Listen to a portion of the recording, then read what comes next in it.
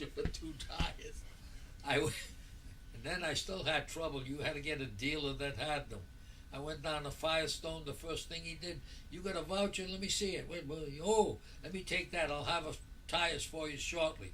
What's shortly? Oh, maybe a couple of weeks. Give me my vouchers. What? Give me my vouchers back. No. I left them with the voucher. Because nobody had tires. When I left this place, I'm driving up the road and I see General Tire. So I went in and I said to the guy, do you have tires? Yeah, we need a voucher. Not worried about the voucher. If you got this size tire, he said, have you got a voucher? I said, yes. Where is it? I said, don't worry about it. He looked, he said, I got 2 tires like that. I said, my voucher's over at Firestone. They not giving me the tires. He says, go back and get it.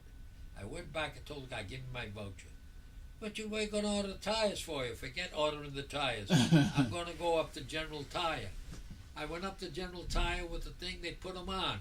When they put the 2 new tires in the front of my car, there was no more shimmy. So that's the story about that automobile. So tell me, you were dating all these girls, having a great time. So how? When I was in the service, my mother had one of my cousins drive the car in the front of the house, put a for sale sign on it, and sold my car. Keep the door open a little bit. The breeze is just like wonderful. And while I was in Japan, a guy went over that house and he bought the car. So she had and the tires. Said the guy wants to give us $300 for your car. I had done a lot of work on it, but here I am.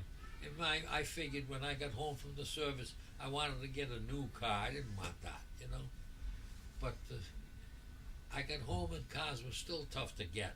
So I wound up buying a 1940 Dodge, and I drove that until we were going to get married. And before we got married, I found this Nash Ambassador. What a nice automobile that was. It was big, strong car. And I bought this Nash Ambassador, and it was a nice car. I bought that and got rid of the Dodge, and we used that to go on my honeymoon. I drove it from Providence all the way down to Florida with Mom, with Grandma. So anyhow, tell them how you met Mom. You want to know how I met Grandma? Yes. Oh, it's my favorite story. The lucky day of my life, let me tell you. I met your grandma. First of all, you don't know Johnny Falco, I don't believe. Oh, yeah, he knows Johnny. All right, but anyhow, John Falco's mother and father are my godmother and godfather. My mother, you know, she worked in the mills, and they had girlfriends. And Johnny Falco's mother and my mother were girlfriends. They were girlfriends, good girlfriends. So what happens is, I guess my mother was dating with my father, and she was dating with Carmine Falco. So Carmine Falco and her are going to get married.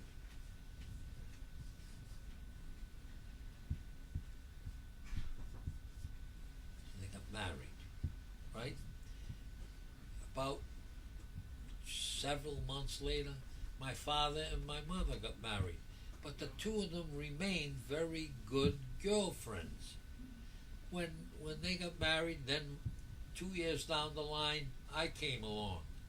So my mother, when I was going to be christened or baptized in the church, they have sponsors, you know. So they asked, my mother and father asked Carmine Falco and Lauretta, which that wasn't, her name is Julia. She never called herself Julia. She called herself Loretta. So Loretta and Carmine were my godparents. And you know, in those days, that was a big thing. You respected your godparents, like aunt and uncle. And I called them, in Italian, Padina. Padina is the woman, Padino is the godfather and the godmother. So throughout the rest of their life, they were my Padino and Padino. Padina, Padino. My godmother and godfather. I showed them respect. and they called me Padino. I was their godchild, right? Well, what happened is we grew up, and all the time that I was growing up, we visited regularly. We visited them, and the relationship was friendly. I never knew there was Anna. I never knew Anna. Did you know? Did you know that? Did you know that she had a brother? Laudette had a brother. Who? Did you know that your Padina had a brother? No. You didn't know that Padina. Oh, no, but that was never an issue. But did you know that Padina No, had a I brother? didn't really know it.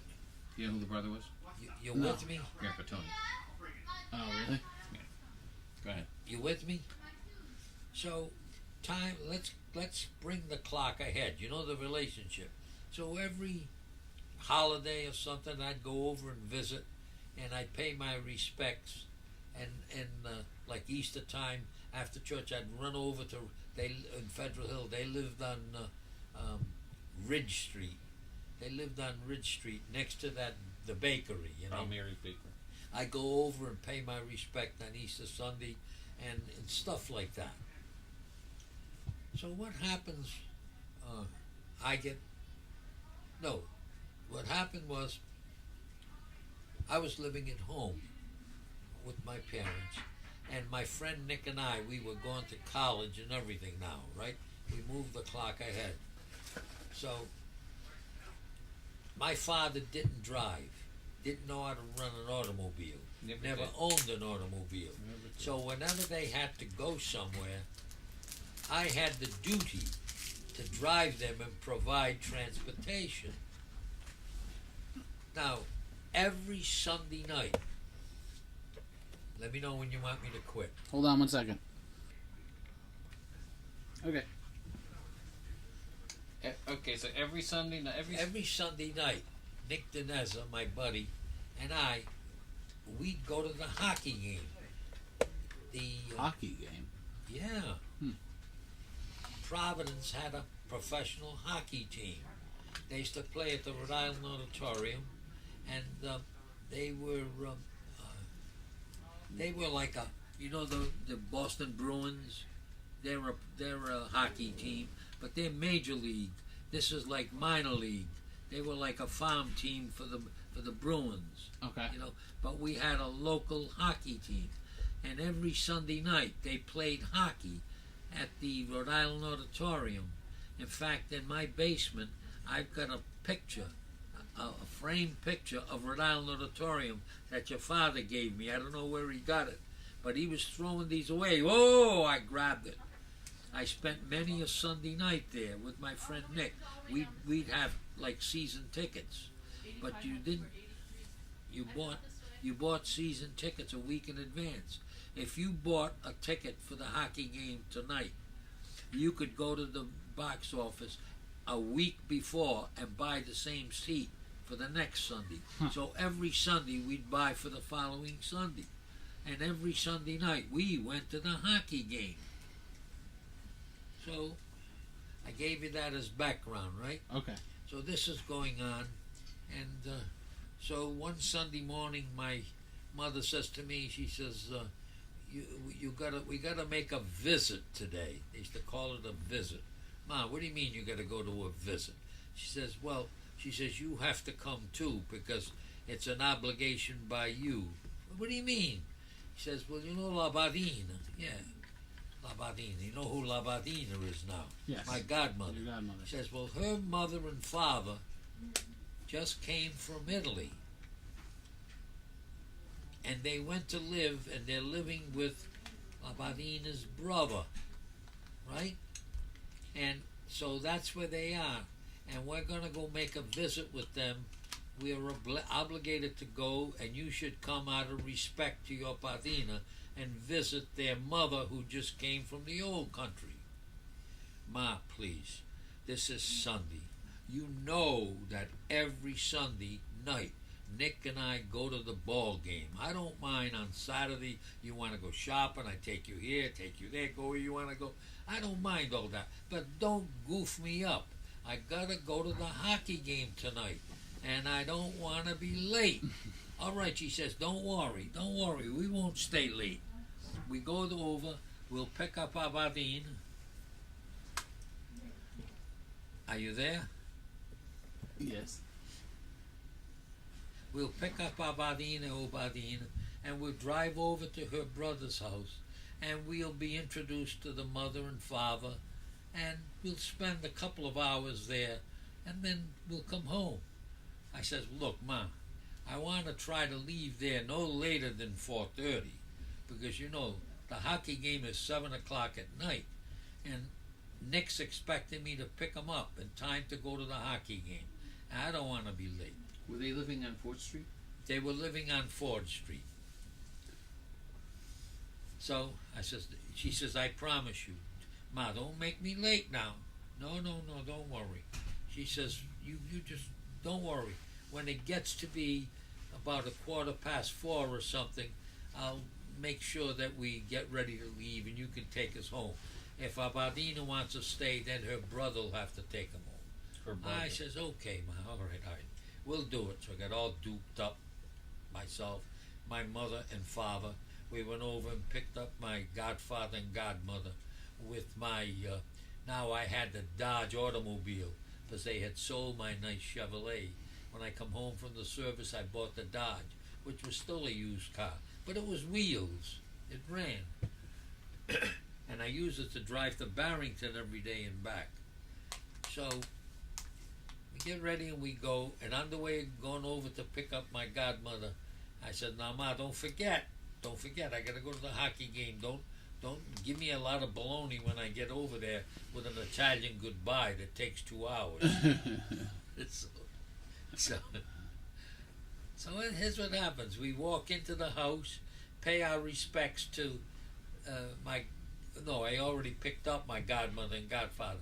We go there and we pay our respects to her brother, which is Anna's father, and her mother, which were there, and the mother and father that came from the old country. So we're sitting down, we're in the dining room, the living room, talking, and still I hadn't seen anybody, that's it. So it's a lot of small talk, and I'm just smiling, going along with all that Italian talk. And finally, Philomena says, let's sit at the table. We're going to have a cup of coffee and a piece of cake. We're sitting at the table, and she goes in the kitchen, and who comes out to help her mother serve the coffee and cake? But your grandmother. Anna comes out. Oh, boy, I spotted this. Wow, I says.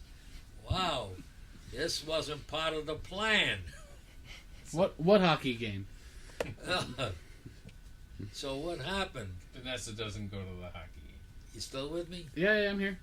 So what happens? So Anna's putting the coffee and cake out, all the old people having it, and I'm sitting there so she said to me, do you want to drink the coffee here, or do you want to have yours in the kitchen? I said, let's have it in the kitchen.